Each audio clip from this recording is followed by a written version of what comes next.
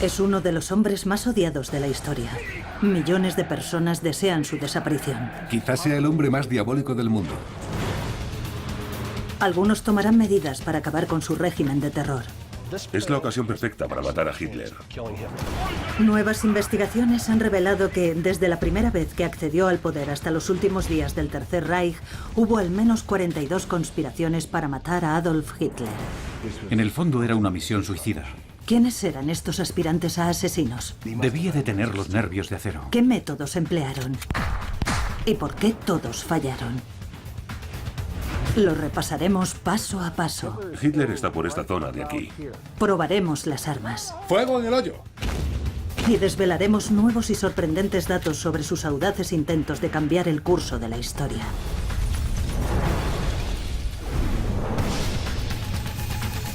«42 planes para matar a Hitler». Noviembre de 1923. Han pasado 5 años desde el fin de la Primera Guerra Mundial y Alemania sufre las secuelas de una humillante derrota. Los demoledores efectos de la hiperinflación causada por la asfixiante deuda de la guerra suponen que una simple barra de pan llegue a costar 400.000 millones de marcos. El pueblo alemán necesita un sentimiento de orgullo. Ha sido humillado durante muchos años y hablamos de un pueblo muy orgulloso. Necesitan que alguien se levante y defina a Alemania como nación entre naciones.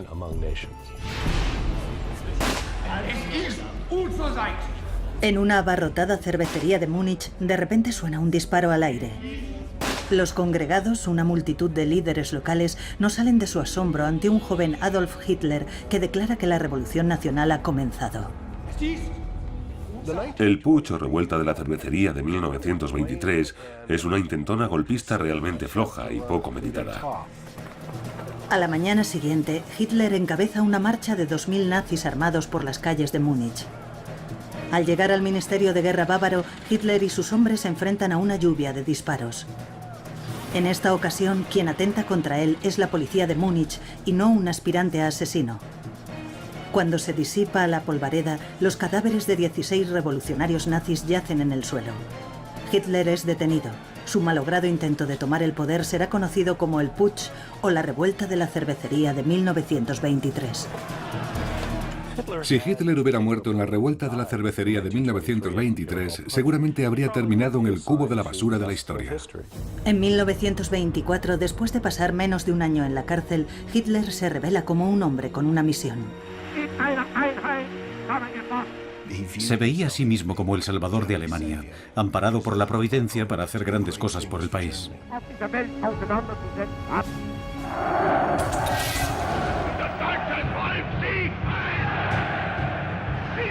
A principios de la década de 1930, Hitler, con 42 años, se postula para ser presidente de Alemania. Predica la intolerancia racial e ideológica y arremete contra los capitalistas, los comunistas y los no arios. Define a los judíos como una enfermedad que debe ser erradicada. Mucha gente tiene buenas razones para odiar a Hitler. Para algunos, el asesinato es la única solución. Estar en la piel de Hitler es sumamente peligroso. Cuando uno dedica su vida a ser un profesional del mal, es natural que haya gente por ahí que quiera matarlo.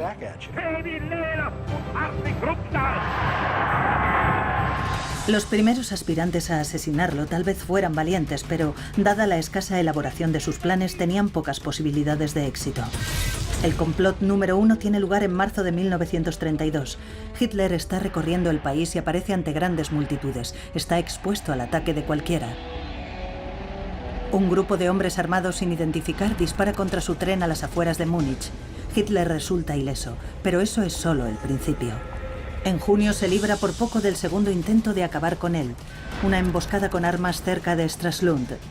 Un mes más tarde sufre rasguños en la cabeza durante el tercer intento, un atentado contra su automóvil en Nuremberg.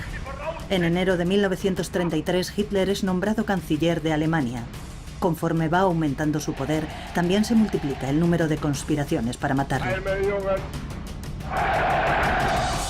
A lo largo de los 5 años siguientes intentan actuar contra él en unas 16 ocasiones.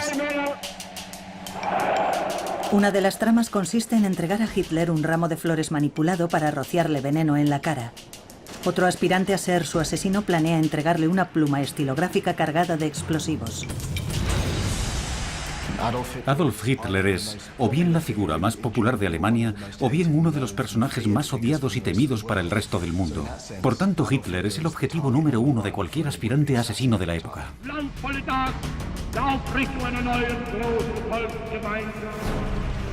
Pero su popularidad induce a Hitler a tener una falsa sensación de seguridad. Después de más de 5 años de régimen, el aparato de seguridad del Führer sigue siendo relativamente simple. Aunque eso va a cambiar. El intento de asesinato número 20 demostrará que Hitler empieza a ser el objetivo de unos aspirantes a asesinos con mayor empeño. Múnich, 9 de noviembre de 1938. Hitler participa en el desfile anual que conmemora la fallida sublevación nazi de 1923.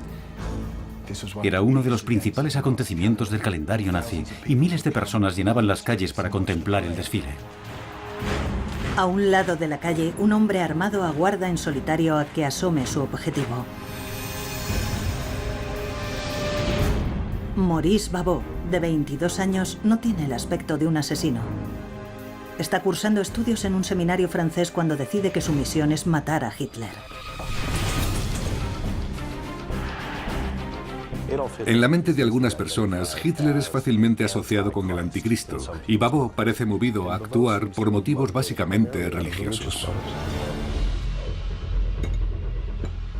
Babot compra una pistola Schmeisser 6.35 semiautomática y hace prácticas de tiro en bosques de las afueras de Múnich. Después acecha a su objetivo. Lo más complicado para todo el que intentaba matar a Hitler era el acceso. El desfile era la mejor ocasión que se le podía presentar. La mañana del desfile, Babot encuentra un sitio en la primera fila de una tribuna cercana a la iglesia del Espíritu Santo. Todas las personas que estaban situadas a lo largo del recorrido debieron haber sido registradas al menos una vez para poder presenciar el desfile.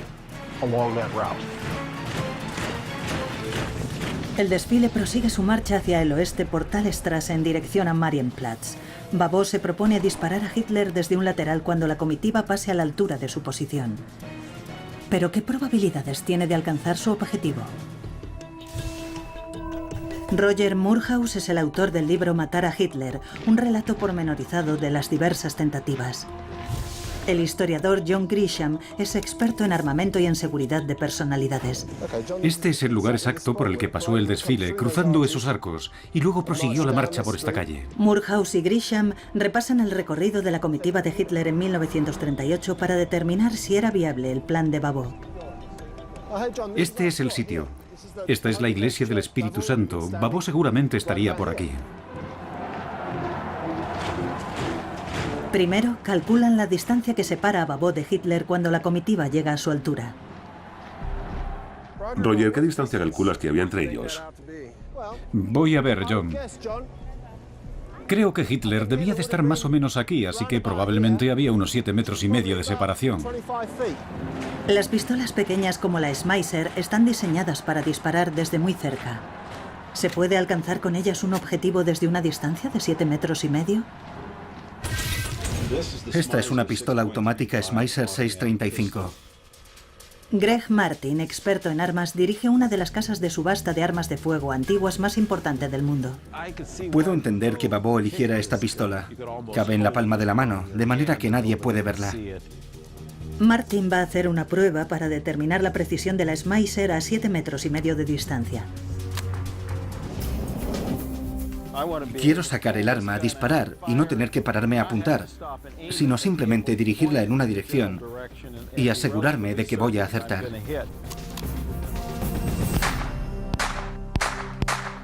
Los disparos se desvían un poco del objetivo, pero el error es sistemático.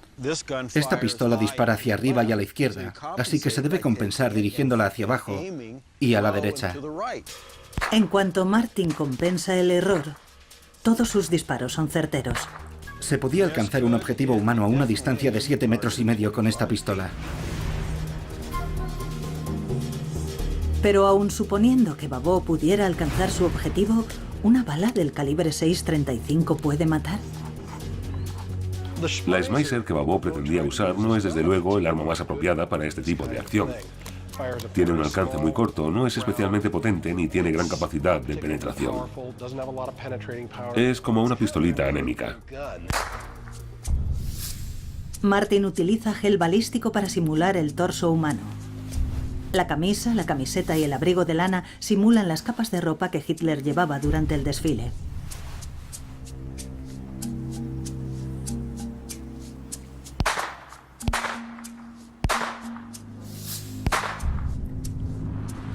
Parece la camisa de Clyde Barrow. Tiene unos cuantos agujeros.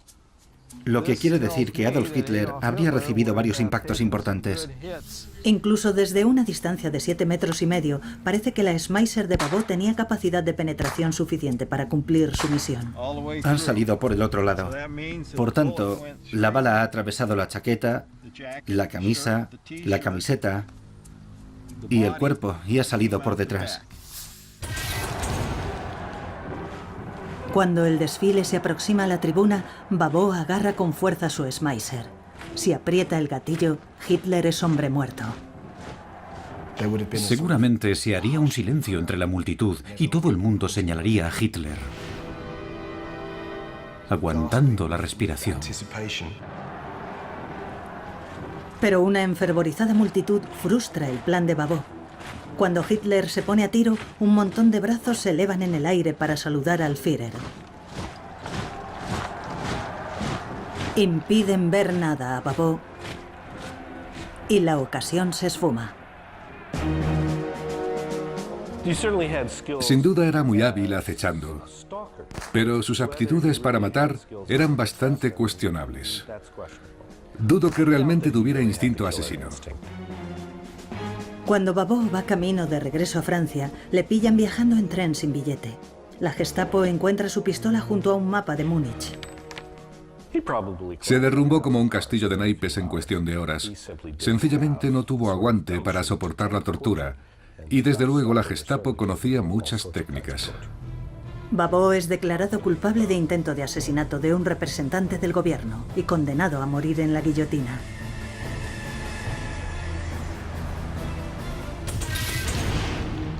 Hitler considera que el intento frustrado ha sido una señal muy clara.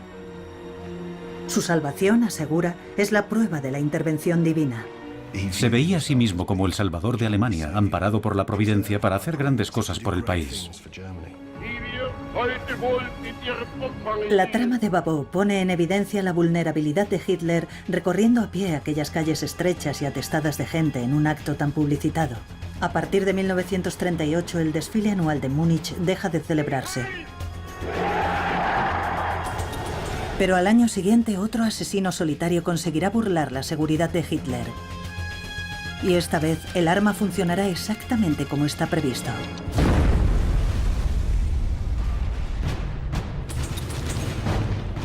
El poder de Hitler va aumentando y quienes tratan de asesinarlo urden tramas cada vez más elaboradas y centradas. En marzo de 1939, Hitler ya ha tomado el control de Austria. Las tropas alemanas ocupan Checoslovaquia bajo la amenaza de guerra. La inmensa mayoría de la población alemana lo vio con buenos ojos. Hitler había recuperado un territorio histórico alemán, pero muy pocos lo reconocieron como un oscuro presagio de lo que se avecinaba. Uno de ellos es Georg Elser, un carpintero alemán de 36 años. Teme que los nazis arrastren al país a una guerra catastrófica. Y decide que hay que pararle los pies a Hitler. Actúa en solitario. No cree que deba compartir sus secretos con nadie, y eso hace que su plan tenga muchas posibilidades de prosperar. El intento de asesinato número 21 se llevará a cabo durante el mismo acto anual conmemorativo que Maurice Babó había intentado boicotear un año antes. El plan de Elser es matar a Hitler mientras pronuncia su discurso en una sala llena de distinguidos nazis. Para ello piensa utilizar una bomba de relojería de fabricación casera. Tiene formación como mecánico. Es ebanista y conoce bien los mecanismos de las cosas. Y a la hora de ponerse a tramar un plan para matar a Hitler, lo hace con una meticulosidad que llama la atención. Casi puede decirse que ha nacido para cometer el asesinato perfecto. Hitler va a pronunciar su discurso en la Burgerbrau Keller, una gran cervecería de Múnich. Elser planea instalar la bomba en una columna situada detrás del estrado desde el que hablará Hitler. La trama de Elser entrañaba un gran riesgo. Todo el que intentaba matar a Hitler, en definitiva, estaba emprendiendo una misión suicida. Durante todo el otoño de 1939, Elser entra a escondidas en la cervecería después del cierre del establecimiento. Noche tras noche trabaja solas en la oscuridad, excavando un hueco en una columna para colocar su bomba. Debía de tener los nervios de acero, era un hombre muy valiente. Cada mañana, antes de que abran el establecimiento, Elser vuelve a instalar con cuidado el panel de madera en la columna. Limpia todo lo que ha ensuciado y sale por la puerta de atrás. Elser planea entrar en Suiza cuando la bomba estalle, así que necesita un temporizador especial que dure varios días. Construye un complejo dispositivo formado por 2 mecanismos de reloj que le permiten programar la detonación de la bomba con una antelación de hasta 144 horas.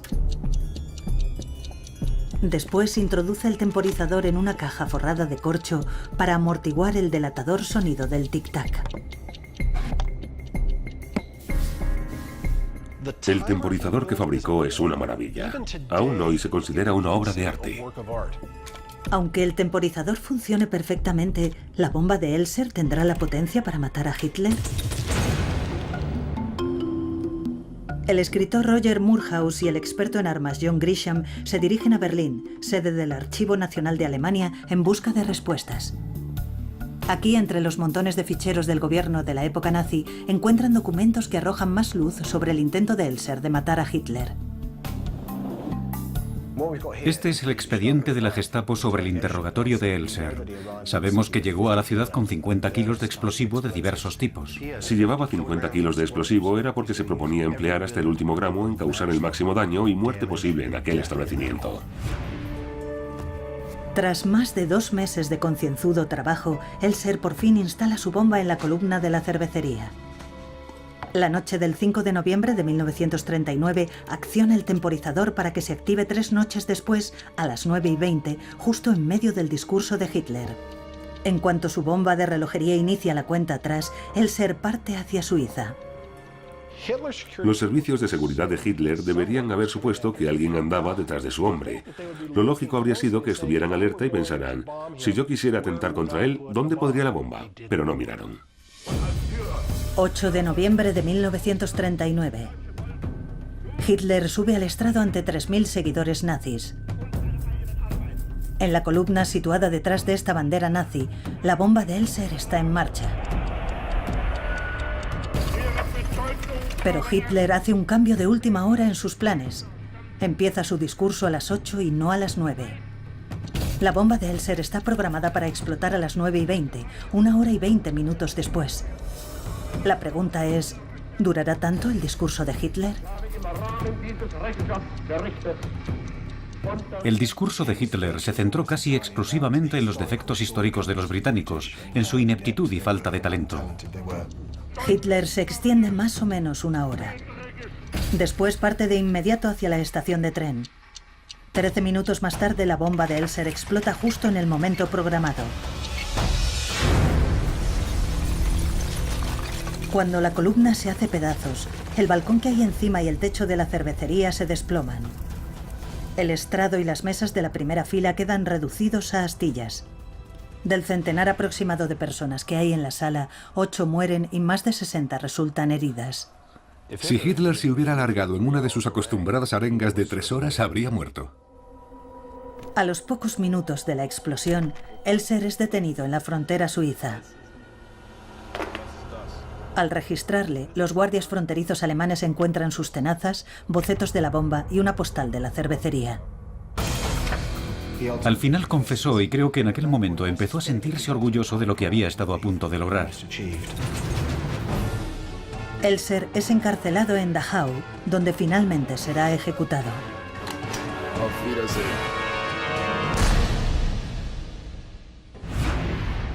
Si Hitler no se hubiera ido tan pronto de la Burger Braukeller aquella noche, ¿se habrían salvado millones de vidas? Si Hitler hubiera muerto en 1939, no creo que hubiera existido el Holocausto. Creo que no habríamos vivido una Segunda Guerra Mundial como la conocemos. Si la bomba de Elser hubiera estallado antes, millones de personas se habrían salvado.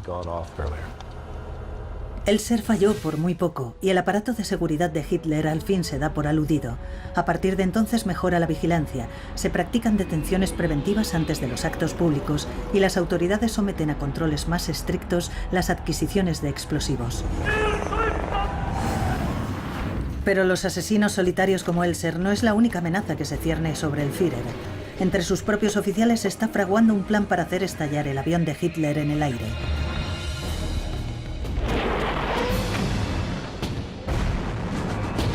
1 de septiembre de 1939. Alemania invade Polonia. La Blitzkrieg o guerra relámpago nazi arrasa la frontera polaca. Varsovia cae en cuestión de semanas. Se sometió a los habitantes a un régimen aplastante. Polonia quedó desmembrada. Todo el que se atrevía a mirar mal a un alemán era ejecutado automáticamente. Millones de personas murieron. La resistencia polaca tiene buenas razones para contraatacar. Y a principios de octubre traza el plan número 22 para matar a Adolf Hitler. Los polacos colocan 500 kilos de TNT debajo de un cruce principal antes de que Hitler haga su recorrido por la Varsovia ocupada. Pero cuando el vehículo del Führer pasa por encima, los explosivos inexplicablemente no estallan. Más de 2 años y medio después, también fracasará un audaz asalto al tren de Hitler. Hitler sabe que Polonia es un lugar muy peligroso para él. Mucha gente no le quiere allí. Tras la conquista de Polonia, Hitler se lanza a la invasión general de la Unión Soviética. Las defensas soviéticas quedan diezmadas por la arremetida de los alemanes que toman ejércitos enteros como prisioneros. La agresión manifiesta aviva el deseo de Stalin de eliminar a su archienemigo. En total, los soviéticos urden 3 planes distintos para matar a Hitler. En la trama número 26 participa la seductora actriz de cine alemana Olga Chejova. Empiezan a circular rumores de que Hitler y Chejova tienen una relación sentimental, así que la policía secreta de la Unión Soviética presiona a la actriz, nacida en Rusia, para que presente 2 asesinos encubiertos a Hitler. Es uno de los planes más absurdos que se tramaron para asesinar a Hitler. Hitler no tiene una relación seria con Olga Chejova. No podía funcionar. Al igual que los polacos y los soviéticos, los británicos también tienen su propio plan, la Operación Foxley. Documentos desclasificados recientemente revelan que unos francotiradores británicos iban a matar al Führer en su casa de los Alpes. Finalmente, los británicos abandonan la operación por miedo a las consecuencias. Es muy probable que, incluso en la propia Alemania, Hitler se hubiera convertido en un mártir. Conforme avanza la guerra, la seguridad de Hitler es cada vez mayor y reduce su exposición a la mayoría de sus potenciales asesinos. Las apariciones públicas están estrictamente controladas y Hitler tiene muy poco contacto personal fuera de su círculo de nazis de confianza y asesores militares. De hecho, en la primavera de 1943, la amenaza más grave para su vida viene de oficiales que están bajo sus órdenes. El coronel Henning von Treschow es un respetado oficial alemán con una distinguida carrera militar. Fue un soldado aventajado al final de la Primera Guerra Mundial y le condecoraron con la Cruz de Hierro.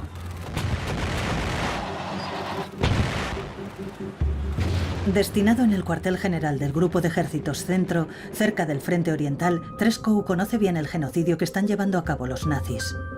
Se estaban destruyendo pueblos enteros, se llevaban a miles y miles de judíos y les disparaban en el interior de fosas. Eso era algo que le trastornaba profundamente. Convencido de que hay que detener a Hitler, Treschow forma una coalición de oficiales de ideas afines. Muchos de los conspiradores creen que el ejército alemán es un ejército honorable y que Hitler y los nazis lo están pervirtiendo, sobre todo con las espantosas atrocidades que se están cometiendo en el Frente Oriental. En marzo de 1943, Hitler anuncia sus planes de visitar la base militar de Smolensk, donde está destinado Treschow. Este decide aprovechar la oportunidad y pone en marcha el intento número 28 de matar a Hitler. Su plan es utilizar una bomba de relojería que haga estallar el avión de Hitler en el aire. Este es un plan muy bien trazado y con bastantes probabilidades de éxito. La bomba no tiene que ser grande, solo hace falta que haga caer el avión.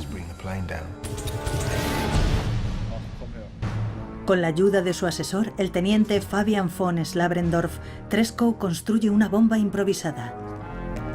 Para ello utiliza 4 minas Lapa requisadas, unos artefactos de sabotaje británicos originalmente concebidos para adherirse a vías de tren o puentes. Cada mina está cargada de explosivo plástico. La espoleta es un lápiz detonador británico del número 10, un tubo de cobre de 12 con 70 centímetros que contiene una cápsula fulminante, un percutor de resorte y una ampolla de cristal rellena de cloruro de cobre. El artefacto se activa apretando el tubo y rompiendo la ampolla de cristal. El cloruro de cobre liberado se va comiendo un alambre de acero hasta que este se rompe liberando el percutor de resorte que golpea la cápsula fulminante. El detonador de Treschow es de media hora. Si funciona, el avión estallará en pedazos y todo el que viaje en él morirá. La mayor dificultad está en subir la bomba a bordo del avión personal de Hitler, pero Treschow tiene un plan. Hacer pasar su bomba de relojería por una caja obsequio de brandy. La mañana del 13 de marzo de 1943, Hitler llega a la base militar de Smolensk. Treschow estaba muy nervioso. Tras reunirse con Hitler, Treschow le pregunta al coronel Brandt, del séquito del Führer, si le importaría hacerle entrega de un pequeño obsequio a un amigo suyo del alto mando. Deberían haber registrado cualquier cosa que subiera o bajara de aquel avión. Aquella tarde, Slabrendorf activa la espoleta retardada de 30 minutos y se reúne con el coronel Treschow en el aeródromo. Cuando Brandt se dispone a subir a bordo del avión de Hitler, Slabrendorf le entrega la caja de brandy. Instantes después, el avión de Hitler desaparece entre las nubes. En ese momento, Treschow seguramente pensó que Hitler estaba muerto. Menos de 2 horas después de despegar de Smolensk, el avión de Hitler aterriza sin incidencias. Treschow envía a Slabrendorf a recuperar la caja de brandy. Una exhaustiva inspección revela que la espoleta no ha llegado a activarse. Seguramente el compartimento de equipaje estaba despresurizado y desclimatizado, así que haría frío, y el frío afecta bastante al funcionamiento de estos detonadores. El coronel Treschow y la resistencia alemana perseveran en su empeño de matar a Hitler. Una semana después del fracaso del paquete bomba se les presenta otra oportunidad. Era muy importante para Treschow. El intento fallido con el paquete bomba no sirvió para disuadirle, al contrario, le llevó a intentarlo con más ahínco. Treschow se entera de que Hitler va a visitar una exposición de armas soviéticas requisadas organizada en el Zeughaus, el antiguo arsenal de Berlín, hoy Museo Histórico Alemán. Uno de los hombres que conspiran junto a Treschow, el coronel Rudolf von Gersdorf, actuará de guía turístico para Hitler. No tienen muchas oportunidades y cuando se les presenta una tienen que aprovecharla. Gersdorf coge las cargas del paquete bomba fallido de Treschow y las monta con una espoleta retardada de 10 minutos. Lo más difícil será colocar la bomba a una distancia mortal para Hitler.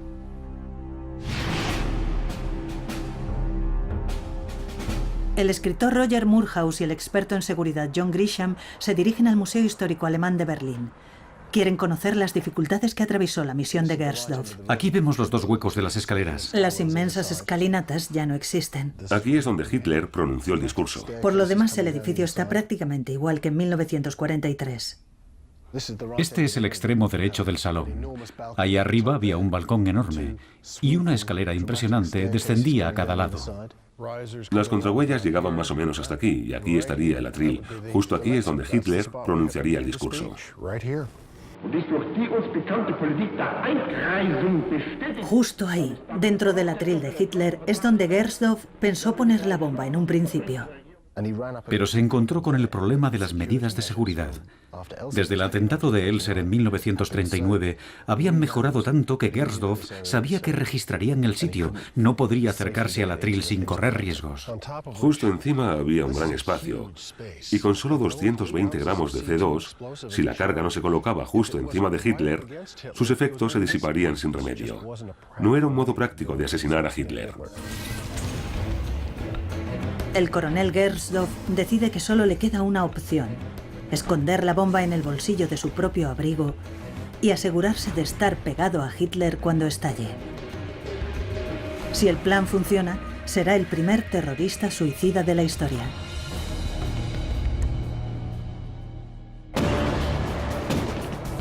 El 21 de marzo de 1943, las tropas alemanas siguen conmocionadas por su primera gran derrota en Stalingrado.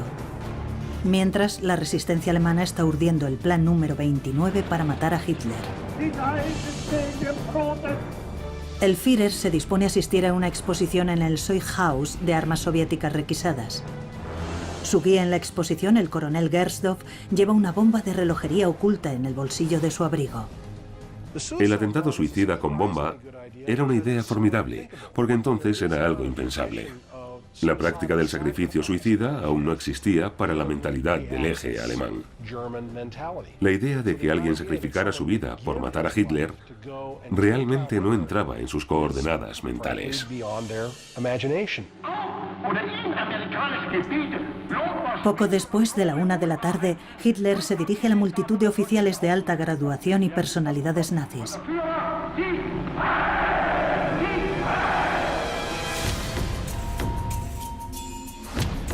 Cuando termina el discurso, Gersdorff saluda al Führer y mete la mano en su bolsillo para activar la bomba. Solo podemos imaginar qué se le pasaría por la mente en esos momentos. Supongo que se sentía satisfecho de estar llevando a cabo una misión que, en su opinión, liberaría a Alemania de un tirano. Gersdorff se mantiene lo más cerca posible del Führer mientras le va guiando por la exposición. Está previsto que el recorrido dure media hora, pero Hitler parece distraído. Tan solo unos minutos después, desaparece por una puerta lateral. Seguramente Hitler se percató del nerviosismo de Gersdorff. Debe de ser muy difícil actuar con normalidad sabiendo que vas a volar en pedazos en cuestión de 10 minutos. En cuanto Hitler escapa, Gersdorff se escabulle rápidamente para desactivar la bomba. A pesar del atentado suicida frustrado y del intento fallido del paquete bomba, la resistencia alemana no ceja en su empeño. De hecho, en la primavera de 1944, los propios oficiales de Hitler urden al menos 4 planes para batirlo a disparos, 6 para hacerle volar por los aires y 1 para matarlo en un supuesto accidente mortal. 6 de junio de 1944. Es el día D. Un contingente de más de 150.000 soldados desembarca en las playas de Normandía, afianzando la presencia del ejército aliado en Europa Occidental. En otoño, París es liberada y los aliados prosiguen su avance hacia Alemania. Mientras tanto, los campos de exterminio nazi como el de Auschwitz están funcionando al límite de su capacidad. Quienes esperaban poder parar a Hitler empiezan a desesperarse. Son conscientes de las terribles consecuencias. Los miembros de la resistencia intentan proteger en lo posible a Alemania y confían en que podrán alcanzar un acuerdo con los aliados occidentales si consiguen asesinar a Hitler. En el verano de 1944, el coronel Klaus von Stauffenberg es un joven y brillante oficial con un distinguido historial de guerra. Al principio simpatizaba con el movimiento nazi, pero la brutalidad del régimen lo convence de que Hitler debe ser eliminado. Le horrorizaba el holocausto que se estaba cometiendo en el frente oriental. Stauffenberg había estado a punto de morir en el norte de África un año antes. Perdió un ojo, la mano derecha y 2 dedos de la mano izquierda, pero ganó una determinación inquebrantable. Stauffenberg sufre una lesión muy grave en el norte de África en 1943 que le deja... No se esperaba que sobreviviera y vuelve a Berlín con la baja por invalidez. Lo más seguro es que entonces se dijera a sí mismo que había llegado el momento de hacer algo. De alguna manera, el destino había querido que se salvara y ahora él tenía que actuar. A Stauffenberg se le encarga dirigir la Operación Valkyria, un plan del ejército alemán para mantener el orden y asegurar lugares clave en caso de agitación interna. Desde ese puesto, Stauffenberg puede actuar fácilmente en su provecho y utilizar Valkyria para estabilizar el país si prospera el golpe. Es la mejor manera de tomar el control de Alemania después del magnicidio.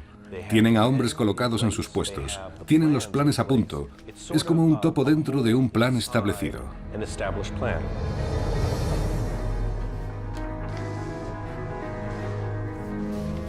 Stauffenberg tendrá la ocasión ideal para actuar. Su trabajo requiere su asistencia a reuniones periódicas con el Führer. Dado que Stauffenberg tiene acceso a Hitler, su plan debería ser el que finalmente funcionara y consiguiera acabar con él. 20 de julio de 1944. Stauffenberg es emplazado a asistir a una conferencia en la Guarida del Lobo, un recóndito cuartel militar de Hitler en Prusia Oriental. Allí es donde Stauffenberg llevará a cabo el intento número 41 de matar a Hitler. La Guarida del Lobo es un recinto de 5 kilómetros cuadrados dividido en 3 zonas de seguridad, anidadas cada una con sus propios controles de seguridad y alambradas de púas. El perímetro exterior está rodeado de campos minados, nidos de ametralladoras y cañones antiaéreos. La parte interior, donde reside Hitler, está fuertemente vigilada y contiene múltiples edificaciones anexas y enormes búnkeres de hormigón. Las paredes del búnker personal de Hitler tienen más de 5 metros de grosor. Allí se siente muy seguro. Pero Hitler va a comprobar hasta qué punto es falsa su sensación de seguridad. Stauffenberg logra introducir clandestinamente 2 bloques de 1 kilo de explosivo plástico en el recinto. La seguridad de la Guarida del Lobo es impresionante. En ese momento gira en torno a varias amenazas concretas: ataques aéreos, asaltos aerotransportados, incursiones. Pero por muy eficaz que sea, no sirve para prevenir un ataque contra Hitler desde su círculo íntimo. Si alguien de confianza consigue introducir un arma en el entorno del Führer, en su zona interna de defensa, entonces sí tendrá posibilidades de acabar con Hitler.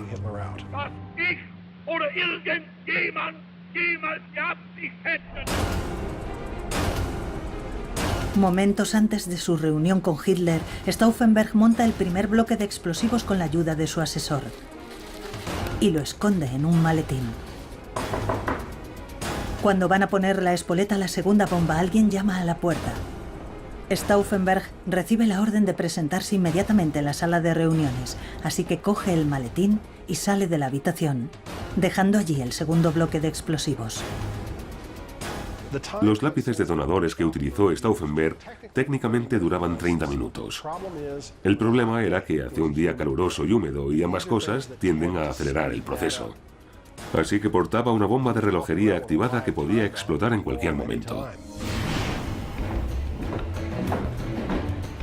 Cuando Stauffenberg entra en la sala, la reunión ya ha comenzado. Se sitúa cerca de Hitler y deja el maletín en el suelo.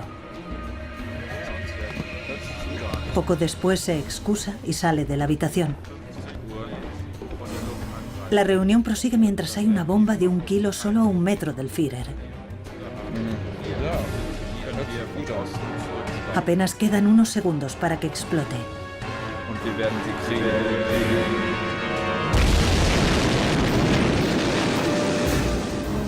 Cuando el humo se disipa, Stauffenberg ya va de camino a Berlín para ayudar a gestionar la transición del gobierno. Vio la explosión desde bastante cerca y estaba convencido de que ninguno de los presentes en la sala había podido sobrevivir. La explosión revienta las ventanas y parte de una pared y deforma el suelo. La mesa de conferencias queda destrozada y el techo de escayola se ha desplomado.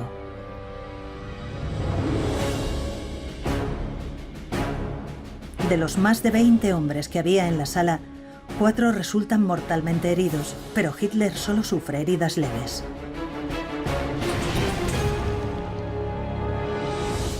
Después de aquello, Hitler empieza a creer que su salvación es una prueba más de la intervención de la providencia y llega a decirle a su médico: soy inmortal, soy invulnerable. Pero si no fue el destino, ¿qué hizo posible que Hitler sobreviviera a una explosión tan potente?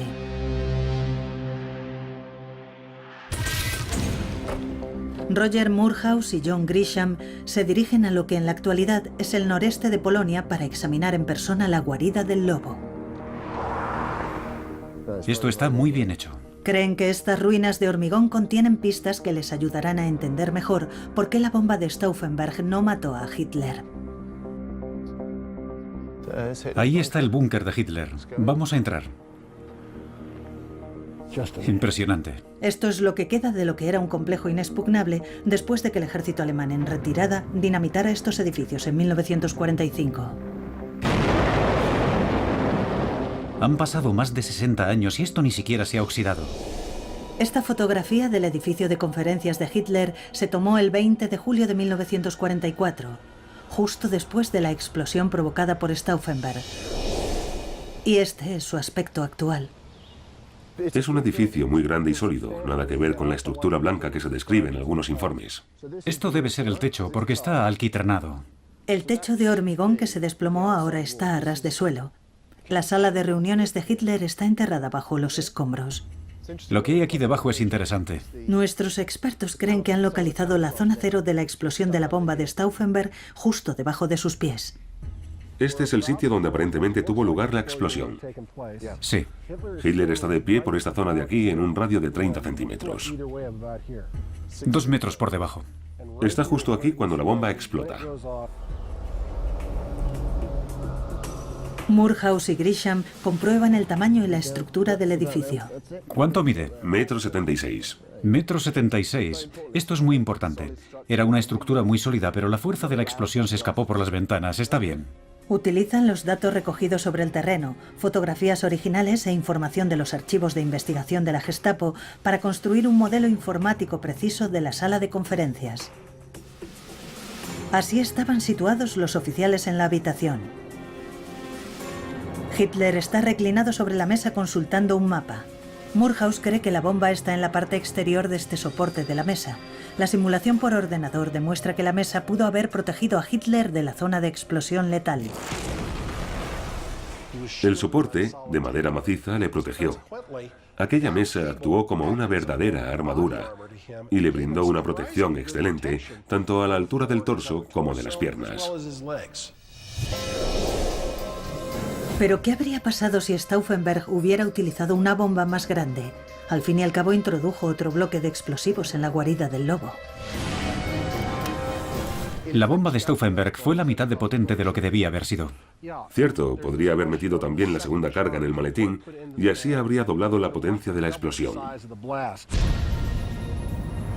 ¿El doble de carga habría bastado para matar a Hitler?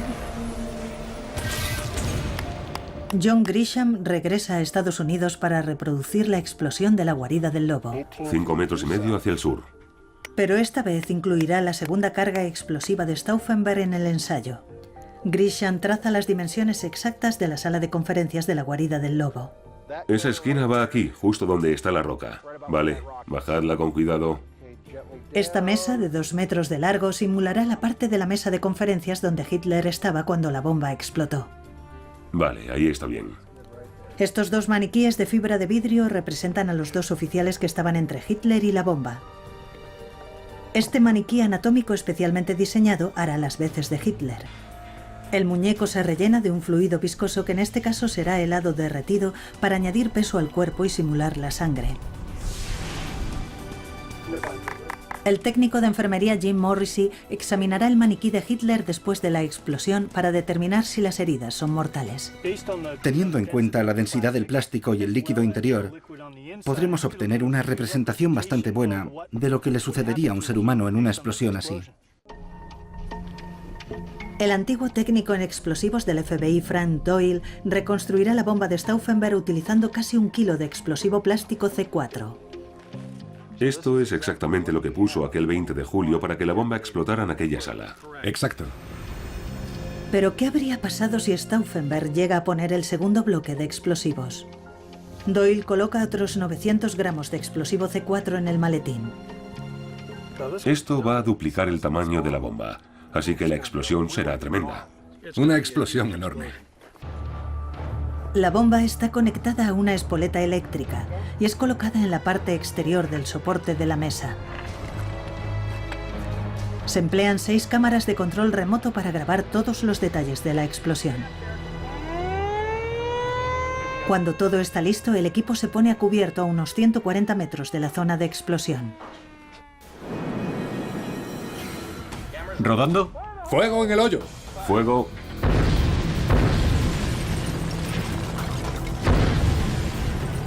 Hemos usado explosivos suficientes, ¿eh, Butch? La explosión hace añicos la mesa maciza. Hitler ha sido acribillado por la metralla y su cuerpo sale despedido a más de 4,5 metros. Parece que la carga adicional de explosivo ha ayudado. La zona después de la explosión recuerda una zona de guerra. Y Hitler parece una baja. El efecto de la sacudida le habría desintegrado los pulmones, ha perdido muchos fluidos internos y sigue goteando por algunos sitios. Voy a girarlo para ver lo que nos encontramos por detrás. Mirad. Está goteando por todas partes y por la parte superior de ese fémur. Es una herida mortal. Si nos fijamos solo en las piernas, se las habría destrozado. Y en la parte superior del torso habría recibido también múltiples golpes fatales. Con esas heridas es imposible que hubiera sobrevivido. El ensayo demuestra que, de haber añadido la segunda carga a su bomba, Stauffenberg habría podido matar a Hitler. Pero suponiendo que Stauffenberg lo hubiera conseguido, ¿habría cambiado el curso de la historia? Para entonces, la guerra estaba tan avanzada que sin duda habría seguido su curso. En julio de 1944, Alemania ya había avanzado demasiado por el camino de la destrucción. Los que tenían más posibilidades de suceder a Hitler eran Himmler, Bormann y Goebbels. Una perspectiva bastante horrible. En cuanto a Stauffenberg, después de que su bomba no consiguiera matar a Hitler, se descubre el golpe y los conspiradores son arrestados. Antes de medianoche es ejecutado en Berlín por un pelotón de fusilamiento. En la primavera de 1945, la guerra se cierne sobre el Tercer Reich. Mientras las fuerzas aliadas marchan sobre Berlín, Hitler ordena demoler la infraestructura alemana y dejar solamente tierra arrasada al enemigo en su avance. Hitler estaba dispuesto a quemar hasta el último cartucho. Quería asegurarse de que no quedaba en pie un solo edificio que los aliados pudieran ocupar. Se proponía destruir Alemania por completo. El ministro de Armamento Albert Speer, persona perteneciente al círculo elitista de allegados a Hitler, está horrorizado ante su política de destrucción. Se vuelve contra el Führer y planea el complot número 42 para matarlo, el último conocido. Speer conspira para introducir gas venenoso por un respiradero en el búnker de Hitler en Berlín, pero es tal su lealtad hacia el Führer que finalmente decide no hacerlo. Aún conserva tal carisma que consigue mantener a Speer bajo su influjo. Berlín, 30 de abril de 1945. Mientras la artillería soviética bombardea la Cancillería del Reich, Hitler se esconde en su búnker a 7,5 metros de la superficie. Su esposa Eva Braun ya ha ingerido una dosis letal de cianuro y el propio Hitler se dispone a hacer lo que no han conseguido al menos 42 aspirantes asesinos. Se pone su pistola Walter calibre .765 en la cabeza y aprieta el gatillo.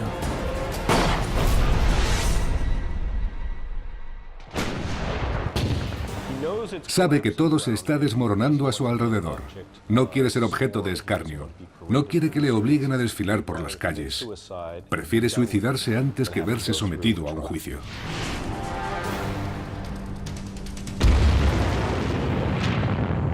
Tras la caída del Tercer Reich, al mundo le costó entender y aceptar las proporciones de la brutalidad nazi. A pesar de haber fracasado en sus intentos de matar a Hitler, la valentía y determinación de estos aspirantes asesinos enorgullece a los alemanes de después de la guerra y demuestran al mundo que, incluso dentro del propio ejército alemán, hubo quienes se negaron a sacrificar su conciencia en aras de la depravación de Hitler. En los días más oscuros del Tercer Reich hubo gente que, corriendo un riesgo tremendo, estuvo dispuesta a levantarse y actuar impulsada por los más nobles instintos. Tiene lo más cerca posible del Führer mientras le va guiando por la exposición. Está previsto que el recorrido dure media hora, pero Hitler parece distraído. Tan solo unos minutos después, desaparece por una puerta lateral. Seguramente Hitler se percató del nerviosismo de Gersdorff. Debe de ser muy difícil actuar con normalidad sabiendo que vas a volar en pedazos en cuestión de 10 minutos. En cuanto Hitler escapa, Gersdorff se escabulle rápidamente para desactivar la bomba. A pesar del atentado suicida frustrado y del intento fallido del paquete bomba, la resistencia alemana no ceja en su empeño. De hecho, en la primavera de 1944, los propios oficiales de Hitler urden al menos 4 planes para batirlo a disparos, 6 para hacerle volar por los aires y 1 para matarlo en un supuesto accidente mortal. 6 de junio de 1944, es el día D. Un contingente de más de 150.000 soldados desembarca en las playas de Normandía, afianzando la presencia del ejército aliado en Europa Occidental. En otoño, París es liberada y los aliados prosiguen su avance hacia Alemania.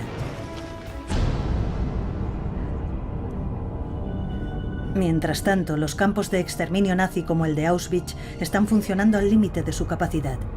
Quienes esperaban poder parar a Hitler empiezan a desesperarse.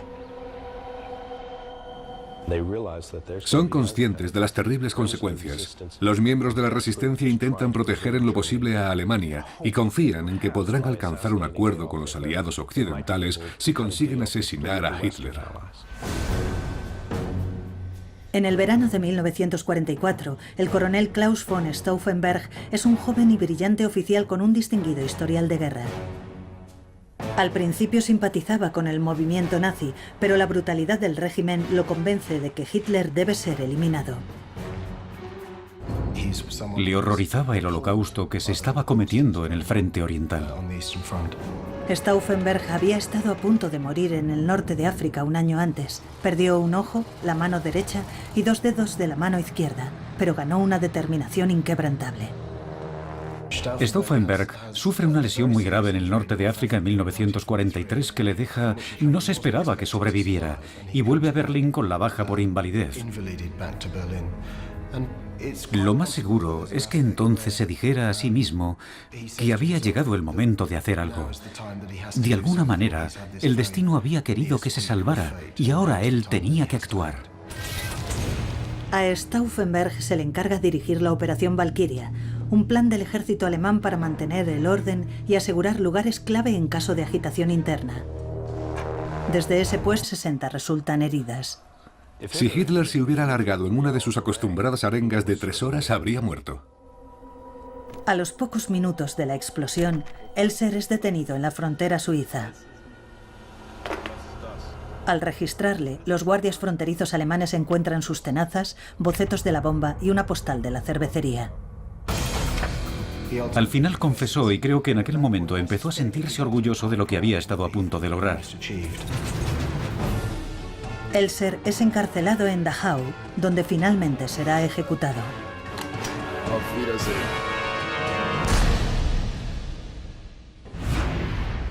Si Hitler no se hubiera ido tan pronto de la Burger Braukeller aquella noche, ¿se habrían salvado millones de vidas?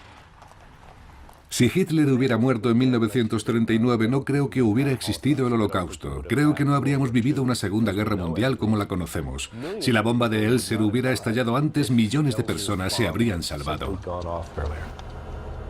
Elser falló por muy poco y el aparato de seguridad de Hitler al fin se da por aludido. A partir de entonces mejora la vigilancia, se practican detenciones preventivas antes de los actos públicos y las autoridades someten a controles más estrictos las adquisiciones de explosivos. Pero los asesinos solitarios como Elser no es la única amenaza que se cierne sobre el Führer. Entre sus propios oficiales se está fraguando un plan para hacer estallar el avión de Hitler en el aire.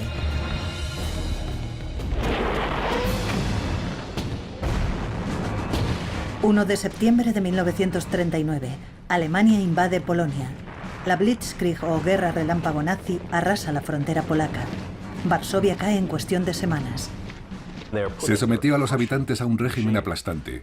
Polonia quedó desmembrada. Todo el que se atrevía a mirar mal a un alemán era ejecutado automáticamente. Millones de personas murieron. La resistencia polaca tiene buenas razones para contraatacar y a principios de octubre traza el plan número 22 para matar a Adolf Hitler. Los polacos colocan 500 kilos de TNT debajo de un cruce principal antes de que Hitler haga su recorrido por la Varsovia ocupada. Pero cuando el vehículo del Führer pasa por encima, los explosivos inexplicablemente no estallan. Más de 2 años y medio después, también fracasará un audaz asalto al tren de Hitler. Hitler sabe que Polonia es un lugar muy peligroso para él. Mucha gente no le quiere allí. Tras la conquista de Polonia, Hitler se lanza a la invasión general de la Unión Soviética. Las defensas soviéticas quedan diezmadas por la arremetida de los alemanes, que toman ejércitos enteros como prisioneros. La agresión manifiesta aviva el deseo de Stalin de eliminar a su archienemigo. Entonces Stauffenberg se le encarga dirigir la Operación Valkyria, un plan del ejército alemán para mantener el orden y asegurar lugares clave en caso de agitación interna. Desde ese puesto, Stauffenberg puede actuar fácilmente en su provecho y utilizar Valkyria para estabilizar el país si prospera el golpe. Es la mejor manera de tomar el control de Alemania después del magnicidio. Tienen a hombres colocados en sus puestos. Tienen los planes a punto.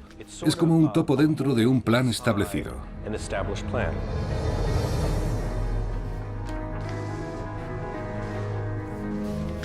Stauffenberg tendrá la ocasión ideal para actuar. Su trabajo requiere su asistencia a reuniones periódicas con el Führer.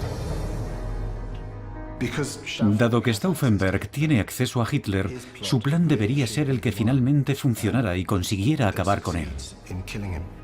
20 de julio de 1944. Stauffenberg es emplazado a asistir a una conferencia en la Guarida del Lobo, un recóndito cuartel militar de Hitler en Prusia Oriental. Allí es donde Stauffenberg llevará a cabo el intento número 41 de matar a Hitler. La Guarida del Lobo es un recinto de 5 kilómetros cuadrados dividido en 3 zonas de seguridad, anidadas cada una con sus propios controles de seguridad y alambradas de púas. El perímetro exterior está rodeado de campos minados, nidos de ametralladoras y cañones antiaéreos. La parte interior, donde reside Hitler, está fuertemente vigilada y contiene múltiples edificaciones anexas y enormes búnkeres de hormigón. Las paredes del búnker personal de Hitler tienen más de 5 metros de grosor. Allí se siente muy seguro.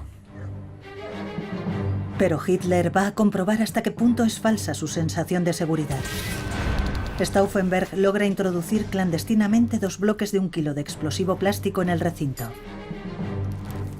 La seguridad de la Guarida del Lobo es impresionante. En ese momento gira en torno a varias amenazas concretas: ataques aéreos, asaltos aerotransportados, incursiones. Pero por muy eficaz que sea, no sirve para prevenir un ataque contra Hitler desde su círculo íntimo. Si alguien de confianza consigue introducir un arma en el entorno del Führer, en su zona interna de defensa, entonces sí tendrá posibilidades de acabar con Hitler.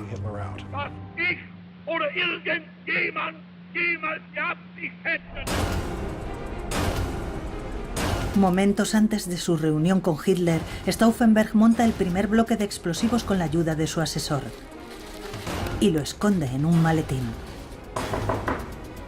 Cuando van a poner la espoleta a la segunda bomba, alguien llama a la puerta. Stauffenberg recibe la orden de presentarse inmediatamente en la sala de reuniones, así que coge el maletín y sale de la habitación. Dejando allí el segundo bloque, Babó agarra con fuerza su Schmeisser. Si aprieta el gatillo, Hitler es hombre muerto. Seguramente se haría un silencio entre la multitud y todo el mundo señalaría a Hitler, aguantando la respiración. Pero una enfervorizada multitud frustra el plan de Babó. Cuando Hitler se pone a tiro, un montón de brazos se elevan en el aire para saludar al Führer. Impiden ver nada a Babó y la ocasión se esfuma. Sin duda era muy hábil acechando, pero sus aptitudes para matar eran bastante cuestionables. Dudo que realmente tuviera instinto asesino. Cuando Babot va camino de regreso a Francia, le pillan viajando en tren sin billete. La Gestapo encuentra su pistola junto a un mapa de Múnich. Se derrumbó como un castillo de naipes en cuestión de horas. Sencillamente no tuvo aguante para soportar la tortura. Y desde luego la Gestapo conocía muchas técnicas. Babot es declarado culpable de intento de asesinato de un representante del gobierno y condenado a morir en la guillotina.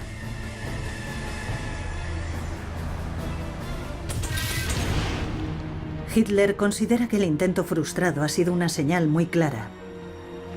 Su salvación, asegura, es la prueba de la intervención divina. Se veía a sí mismo como el salvador de Alemania, amparado por la providencia para hacer grandes cosas por el país. La trama de Babot pone en evidencia la vulnerabilidad de Hitler recorriendo a pie aquellas calles estrechas y atestadas de gente en un acto tan publicitado. A partir de 1938, el desfile anual de Múnich deja de celebrarse. Pero al año siguiente, otro asesino solitario conseguirá burlar la seguridad de Hitler. Y esta vez, el arma funcionará exactamente como está previsto.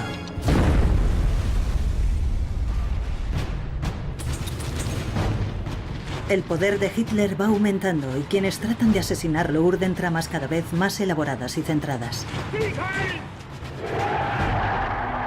En marzo de 1939, Hitler ya ha tomado el control de Austria. Las tropas alemanas ocupan Checoslovaquia bajo la amenaza de guerra. La inmensa mayoría de la población alemana lo vio con buenos ojos.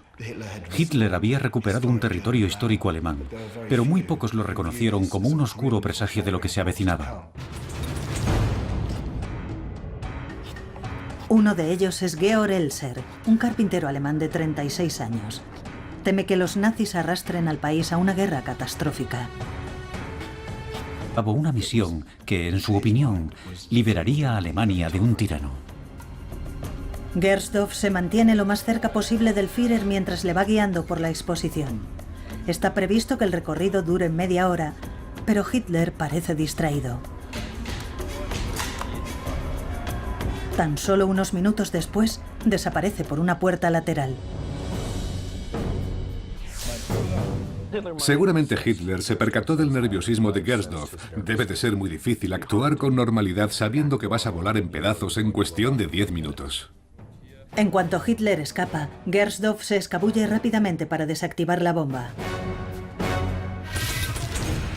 A pesar del atentado suicida frustrado y del intento fallido del paquete bomba, la resistencia alemana no ceja en su empeño. De hecho, en la primavera de 1944, los propios oficiales de Hitler urden al menos 4 planes para abatirlo a disparos, 6 para hacerle volar por los aires y 1 para matarlo en un supuesto accidente mortal. 6 de junio de 1944, es el día D. Un contingente de más de 150.000 soldados desembarca en las playas de Normandía, afianzando la presencia del ejército aliado en Europa Occidental. En otoño, París es liberada y los aliados prosiguen su avance hacia Alemania.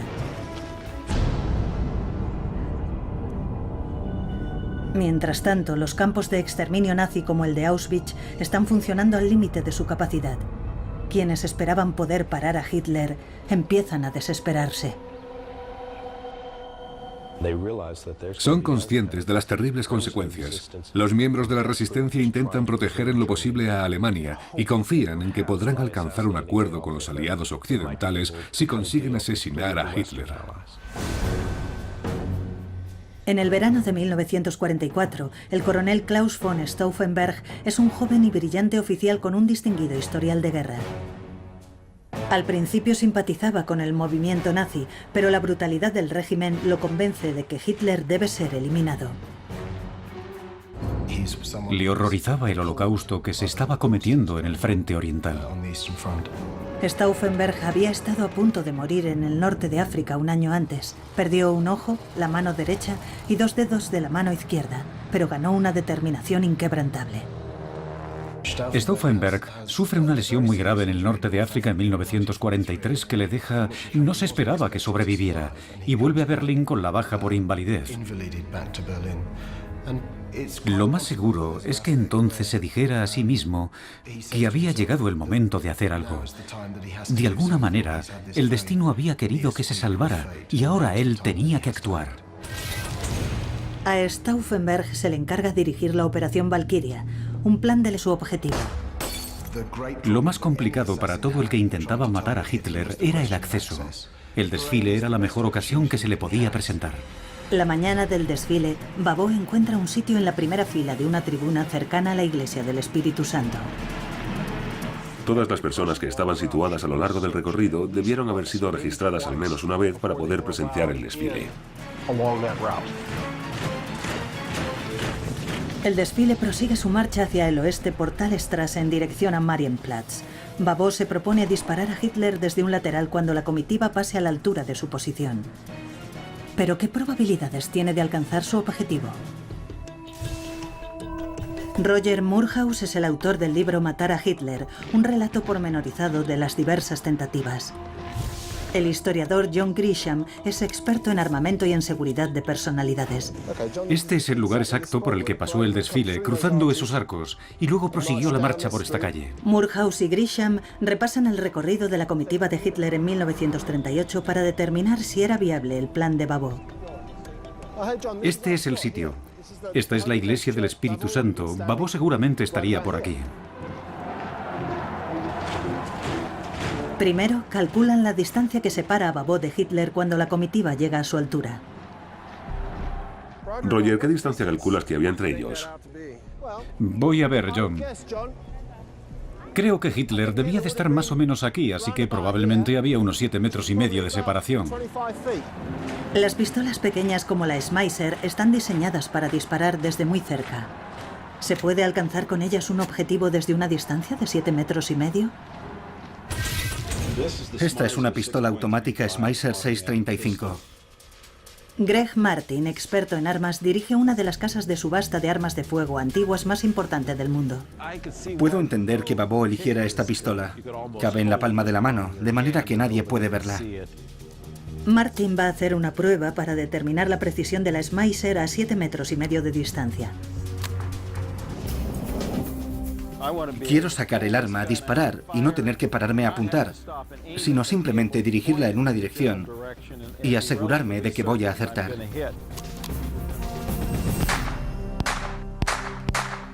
Los disparos se desvían un poco del objetivo, pero el error es sistemático. Esta pistola dispara hacia arriba y a la izquierda, así que se debe compensar dirigiéndola hacia abajo y a la derecha. En cuanto Martin compensa el error, todos sus disparos son certeros.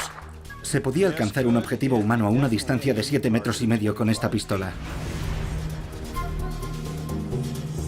Pero aun suponiendo que Babot pudiera alcanzar su objetivo, una bala del calibre 6.35 puede metido para añadir peso al cuerpo y simular la sangre. El técnico de enfermería Jim Morrissey examinará el maniquí de Hitler después de la explosión para determinar si las heridas son mortales. Teniendo en cuenta la densidad del plástico y el líquido interior, podremos obtener una representación bastante buena de lo que le sucedería a un ser humano en una explosión así. El antiguo técnico en explosivos del FBI, Frank Doyle, reconstruirá la bomba de Stauffenberg utilizando casi 1 kilo de explosivo plástico C4. Esto es exactamente lo que puso aquel 20 de julio para que la bomba explotara en aquella sala. Exacto. Pero ¿qué habría pasado si Stauffenberg llega a poner el segundo bloque de explosivos? Doyle coloca otros 900 gramos de explosivo C4 en el maletín. Esto va a duplicar el tamaño de la bomba, así que la explosión será tremenda. Una explosión enorme. La bomba está conectada a una espoleta eléctrica y es colocada en la parte exterior del soporte de la mesa. Se emplean 6 cámaras de control remoto para grabar todos los detalles de la explosión. Cuando todo está listo, el equipo se pone a cubierto a unos 140 metros de la zona de explosión. ¿Rodando? ¡Fuego en el hoyo! Fuego.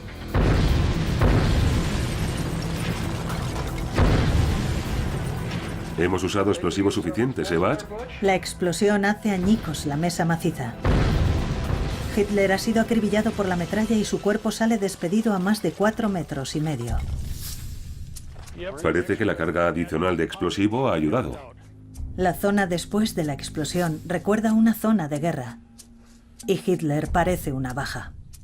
El efecto de la sacudida le habría desintegrado los pulmones, ha perdido muchos fluidos internos y sigue goteando por algunos sitios. Voy a girarlo para ver lo que nos encontramos por detrás. Mirad. Está goteando por todas partes y por la parte superior de ese fémur. Es una herida mortal. Si nos fijamos solo en las piernas, se las habría destrozado. Y en la parte superior del torso habría recibido también múltiples golpes fatales. Con esas heridas es imposible que hubiera sobrevivido. El ensayo demuestra que, de haber añadido la segunda carga a su bomba, Stauffenberg habría podido matar a Hitler. Pero suponiendo que Stauffenberg lo hubiera conseguido, ¿habría cambiado el curso de la historia? Para entonces, la guerra estaba tan avanzada que sin duda habría seguido su curso.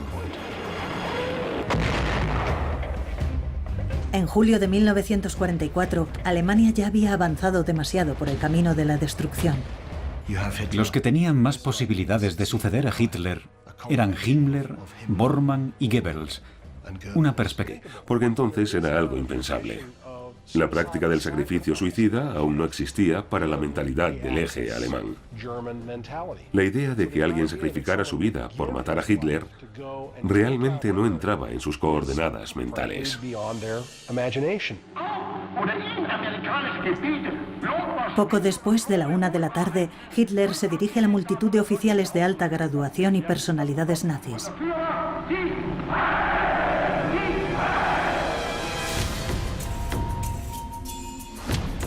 Cuando termina el discurso, Gersdorf saluda al Führer y mete la mano en su bolsillo para activar la bomba.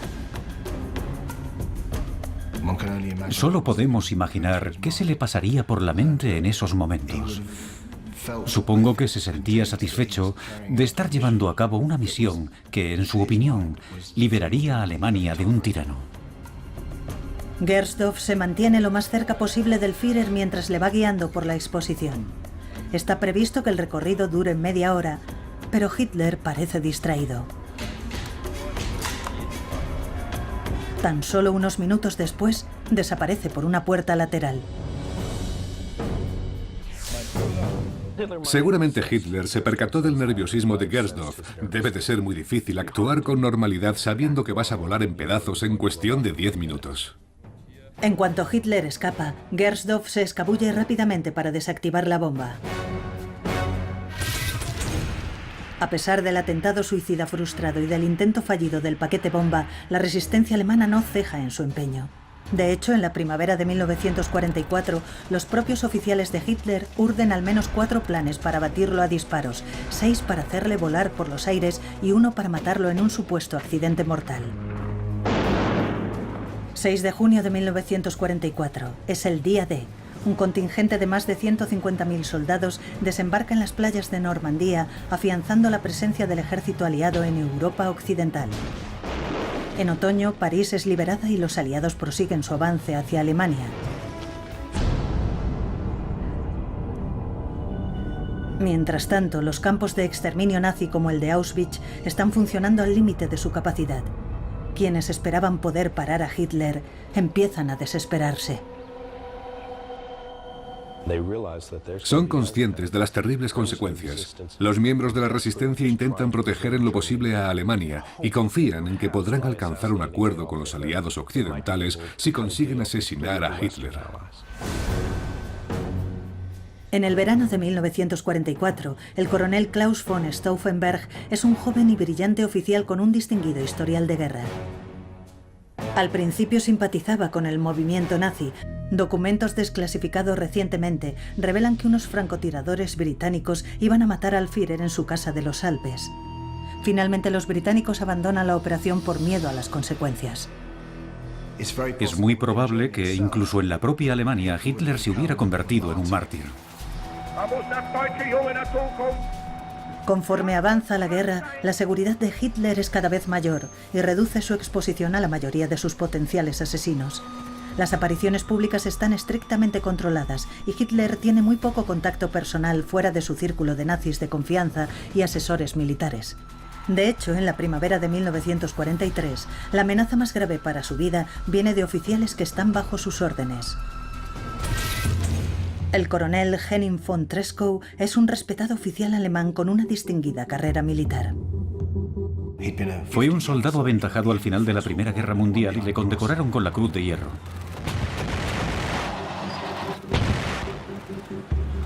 Destinado en el cuartel general del Grupo de Ejércitos Centro, cerca del Frente Oriental, Treschow conoce bien el genocidio que están llevando a cabo los nazis. Se estaban destruyendo pueblos enteros, se llevaban a miles y miles de judíos y les disparaban en el interior de fosas. Eso era algo que le trastornaba profundamente.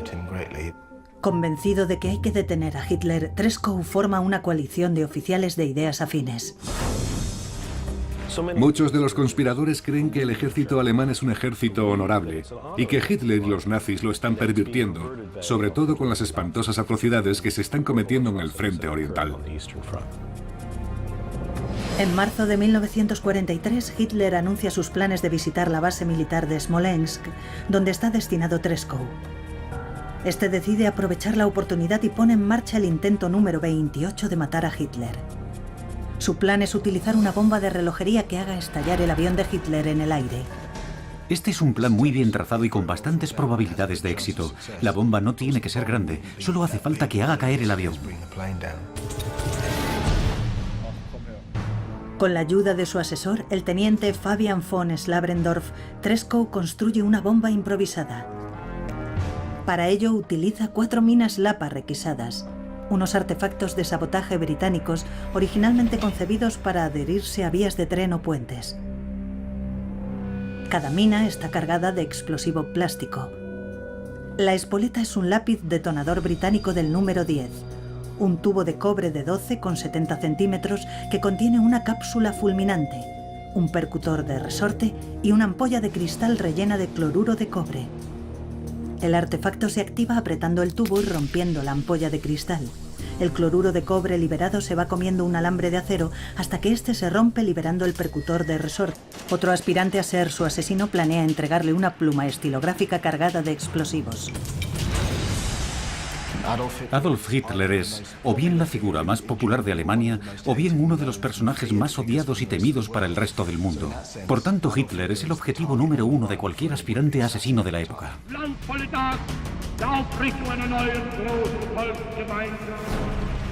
Pero su popularidad induce a Hitler a tener una falsa sensación de seguridad. Después de más de 5 años de régimen, el aparato de seguridad del Führer sigue siendo relativamente simple. Aunque eso va a cambiar. El intento de asesinato número 20 demostrará que Hitler empieza a ser el objetivo de unos aspirantes a asesinos con mayor empeño. Múnich, 9 de noviembre de 1938. Hitler participa en el desfile anual que conmemora la fallida sublevación nazi de 1923. Era uno de los principales acontecimientos del calendario nazi y miles de personas llenaban las calles para contemplar el desfile. A un lado de la calle, un hombre armado aguarda en solitario a que asome su objetivo. Maurice Babot, de 22 años, no tiene el aspecto de un asesino. Está cursando estudios en un seminario francés cuando decide que su misión es matar a Hitler. En la mente de algunas personas, Hitler es fácilmente asociado con el anticristo, y Babot parece movido a actuar por motivos básicamente religiosos. Babot compra una pistola Schmeisser 6.35 semiautomática y hace prácticas de tiro en bosques de las afueras de Múnich. Después acecha a su objetivo. Lo más complicado para todo el que intentaba matar a Hitler era el acceso. El desfile era la mejor ocasión que se le podía presentar. La mañana del desfile, Babot encuentra un sitio en la primera fila de una tribuna cercana a la iglesia del Espíritu Santo.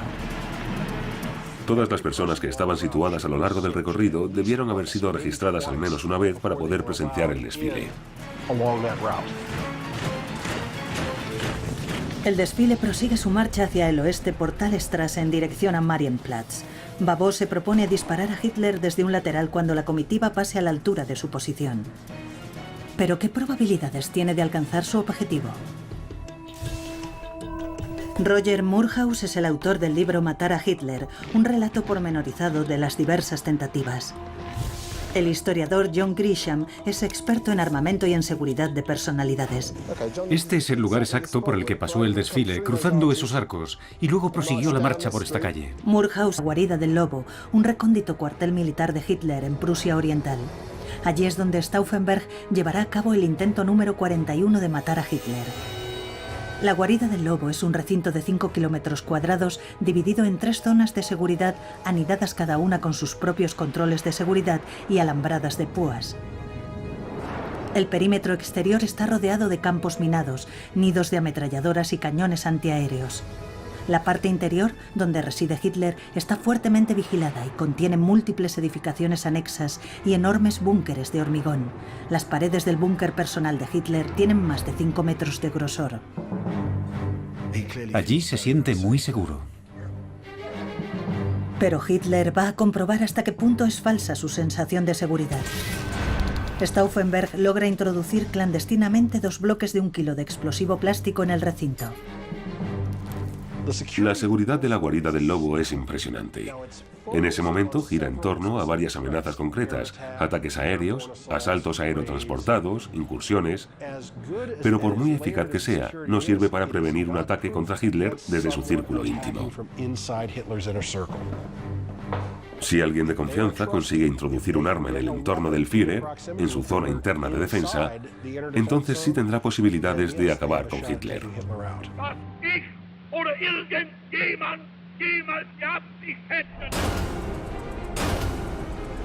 Momentos antes de su reunión con Hitler, Stauffenberg monta el primer bloque de explosivos con la ayuda de su asesor y lo esconde en un maletín. Cuando van a poner la espoleta a la segunda bomba, alguien llama a la puerta. Stauffenberg recibe la orden de presentarse inmediatamente en la sala de reuniones, así que coge el maletín y sale de la habitación, dejando allí el segundo bloque de explosivos. Los lápices detonadores que utilizó Stauffenberg técnicamente duraban 30 minutos. El problema era que hace un día caluroso y húmedo y ambas cosas tienden a acelerar el proceso. Así que portaba una bomba de relojería activada que podía explotar en cualquier momento. Cuando Stauffenberg entra en la sala, la reunión ya ha comenzado. Se sitúa cerca de Hitler y deja el maletín en el suelo. Poco después se excusa y sale de la habitación. La reunión prosigue mientras hay una bomba de 1 kilo solo a 1 metro del Führer. Apenas quedan unos segundos para que explote.